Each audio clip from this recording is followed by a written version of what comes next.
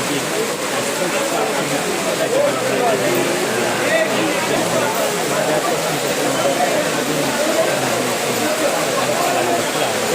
আমরা বলতে সময় আছে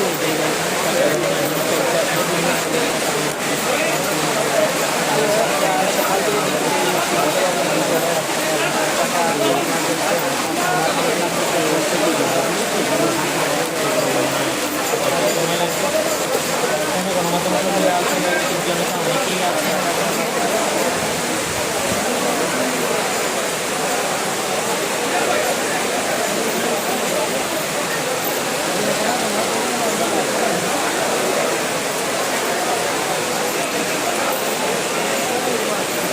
হয়তো কোটি টাকার বেশি নাও হতে পারে সেটি বিষয় না, তবে যে টাকা গণনা করা হচ্ছে এটির মুখ্য উদ্দেশ্য হচ্ছে যে এই যে সেই যে দাম করছে সেই টাকাগুলো আসলে স্বচ্ছভাবে বের করা হচ্ছে কিনা, কোন খাতে বের করা হচ্ছে সেটার একটা স্বচ্ছ জবাবদিহিতা জবাবদিহি আনার লক্ষ্যেই এই উদ্যোগ।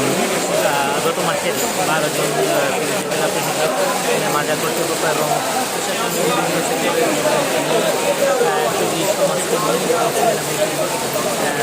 এখানে এই উদ্যোগের শুরুটা করেছিলেন।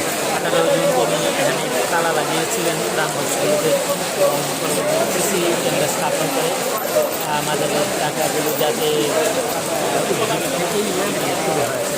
যদিও তার এই উদ্যোগে অনেক সমালোচনা করেছেন এবং এর পর্যায়ে 21 জুন তাকে সিলেটে প্রত্যাহার করা হয়েছে। এই নিয়ে অনেক জলগুলো হয়েছে এবং সিলেটে তাকে প্রত্যাহার কেন করা হলো সেই প্রতিবাদ জানিয়ে অনেকে বিক্ষোভ মিছিল করেছেন, সমাবেশ করেছেন, মানববন্ধন করেছেন।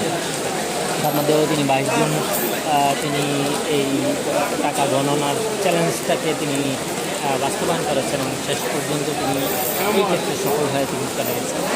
যাই হোক, তিনি যে শুরুটা করে দিয়েছেন সেটি কন্টিনিউ করছে পরবর্তী এখানে যে রাজনৈতিক এবং প্রশাসনিক কর্তৃপক্ষ তারা এর মধ্যে সিলেট 1 আসনের সংসদ সদস্য এবং বাণিজ্য মন্ত্রী খন্দকার আব্দুল মুক্তাদিরের নেতৃত্বে 13 সদস্যের একটি কমিটি গঠন করা হয়েছে। এই কমিটি গতকাল একটা মিটিংও করেছে। সেই মিটিংয়ে অনেকগুলো সিদ্ধান্ত হয়েছে শুধু শাহজালাল মাজার না, অন্যান্য মাজার সহ যেসব এখানে মানুষ দান করে টাকা পয়সা বিভিন্ন খাতে খরচ করে সেগুলো